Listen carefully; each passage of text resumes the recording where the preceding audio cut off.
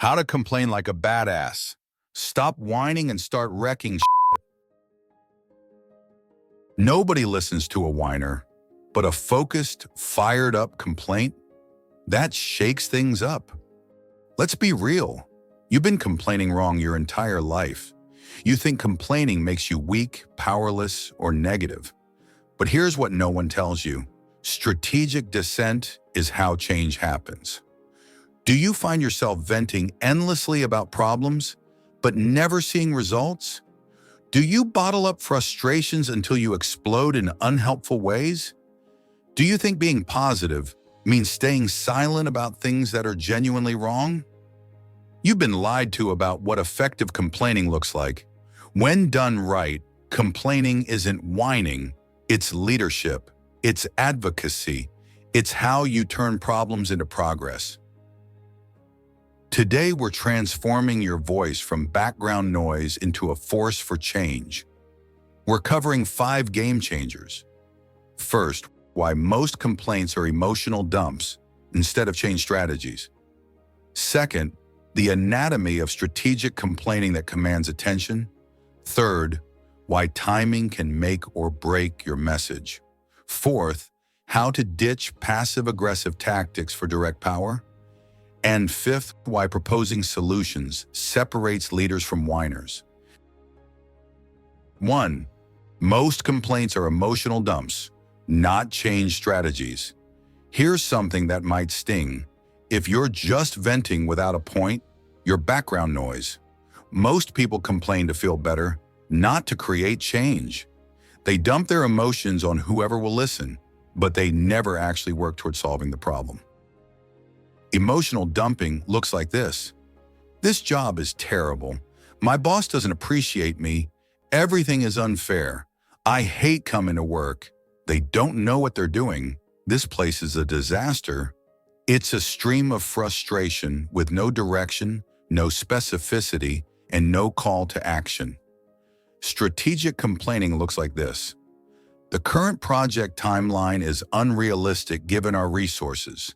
This will likely result in burnout, quality issues, and missed deadlines. I propose we either extend the timeline by 2 weeks or bring in additional support for the design phase. See the difference? One is therapy. The other is leadership. Emotional dumps serve one purpose, making you feel temporarily better by releasing pressure. But they don't solve problems, they don't create change, and they train people to tune you out.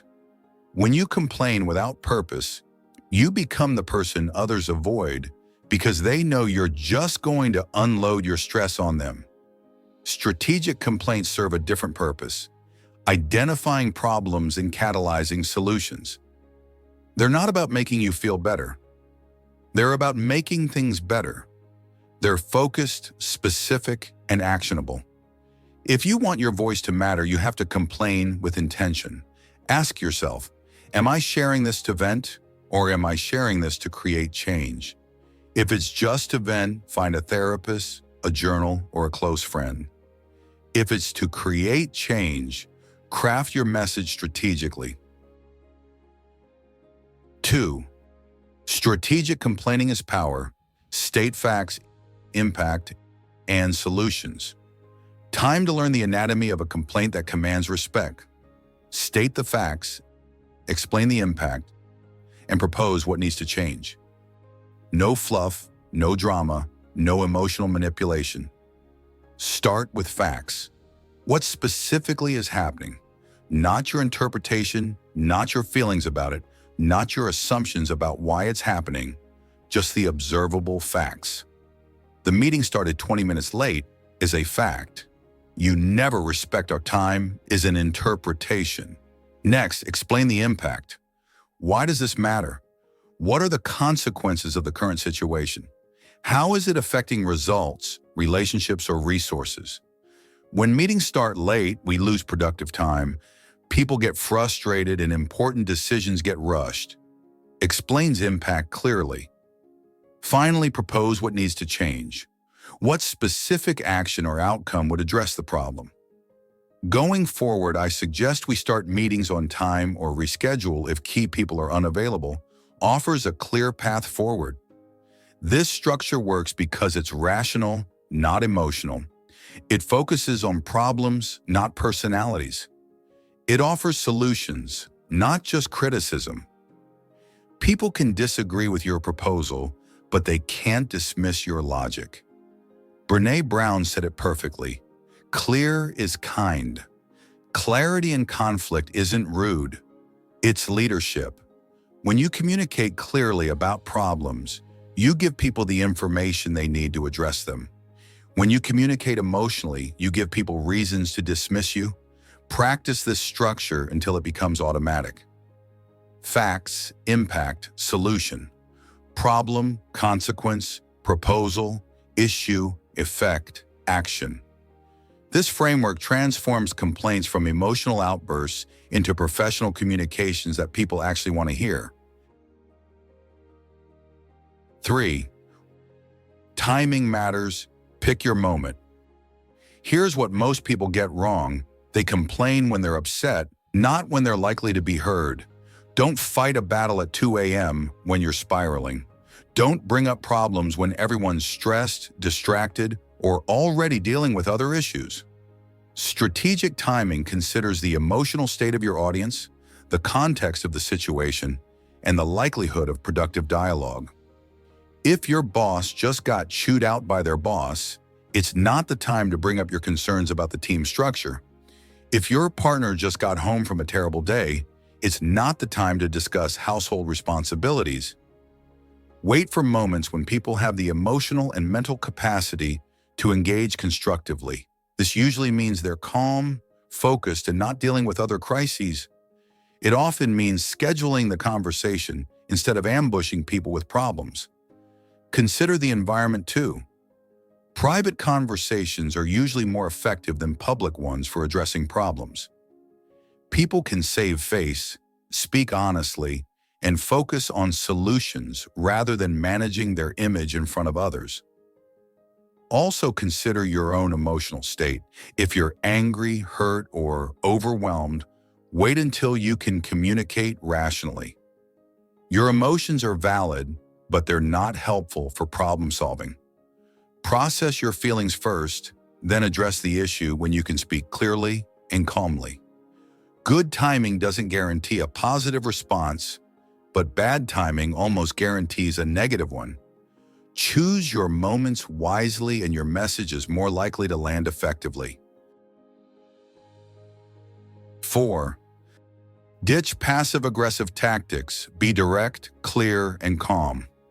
Passive-aggressive complaining is the communication style of people who want to express dissatisfaction but don't want to take responsibility for creating conflict. It's indirect, unclear, and ultimately ineffective at creating change. Passive-aggressive looks like, I guess some people don't care about being on time. It's fine, I'll just do everything myself like always. Whatever, it doesn't matter anyway. These statements express frustration, but avoid direct communication about specific problems. Direct communication looks like, I need you to be on time for our meetings. I can't take on this additional responsibility without dropping something else. This issue matters to me and I'd like to discuss how we can address it. Passive-aggressive tactics feel safer because they avoid direct confrontation, but they're actually more likely to create resentment and confusion. People don't know what you're really asking for, so they can't give it to you. They know you're upset, but they don't know how to fix it. Direct communication feels scarier because it requires you to be clear about what you want and need, but it's more likely to create understanding and resolution. When you speak directly, people know exactly what the problem is and what would solve it. Being direct doesn't mean being aggressive or rude. You can be calm, respectful, and direct at the same time. You can acknowledge the other person's perspective while still clearly stating your own needs. Practice saying what you mean and meaning what you say. Stop hinting and start stating. Stop implying and start explaining. Direct communication commands respect because it treats people like adults who can handle honest feedback. 5. If you're not proposing solutions, you're adding to the mess. Here's the difference between complainers and leaders. Leaders come with solutions. If you're bringing problems without proposals, you're just dumping work on other people and expecting them to figure it out for you. If you have the time to complain about it, you have the time to do something about it. This doesn't mean you have to have perfect solutions or solve everything yourself. It means you need to think beyond the problem to potential paths forward. Even if your solution isn't perfect, showing that you've thought constructively about the issue demonstrates leadership and good faith. Smart complaints lead to action, not resentment. When you pair problems with proposals, you position yourself as part of the solution rather than part of the problem. You become someone who makes things better, not someone who just points out what's wrong. Your solutions don't have to be elaborate or expensive. Sometimes the best solutions are simple. Can we try this approach for 2 weeks and see how it works? What if we started this meeting 15 minutes later so people can wrap up their previous commitments? Could we get clarification on this policy so everyone understands the expectations? If you genuinely can't think of any solutions, at least propose a process for finding them. I don't have a solution yet, but I think we should brainstorm this as a team. Can we schedule time to discuss alternatives? What if we researched how other companies handle this? Now in closing, time for some tough love. You're not being silenced, you're just not making sense. You wonder why nobody listens to your complaints, but your complaints are emotional word salads with no clear point. You wonder why nothing changes when you speak up, but you're not actually asking for specific changes. You wonder why people avoid you when you're upset, but you're dumping your feelings on them without giving them any way to help.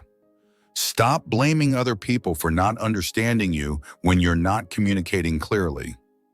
Stop expecting people to read your mind about what you need. Stop thinking that expressing frustration is the same as solving problems.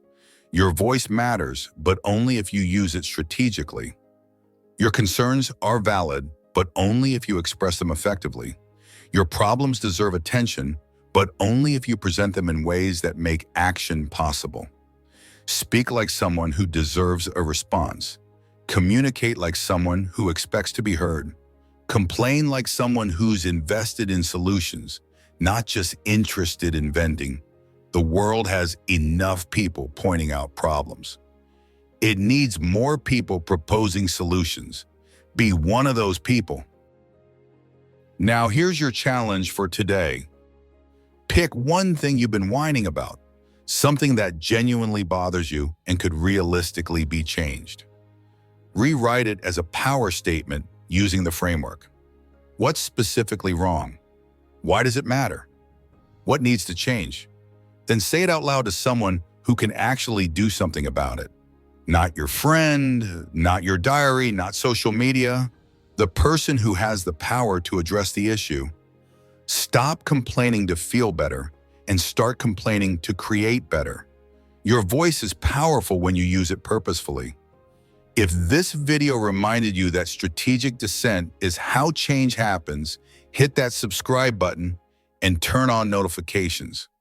We're building a community of people who use their voice to create solutions, not just identify problems. Share this with someone who needs to transform their complaints from emotional dumps into strategic communications. Sometimes we all need a reminder that how we say something matters as much as what we say. Remember, you're not broken, you're untrained, and the skills of effective communication and strategic advocacy can be developed starting with your next complaint. Until next time, stop whining and start winning through the power of purposeful dissent.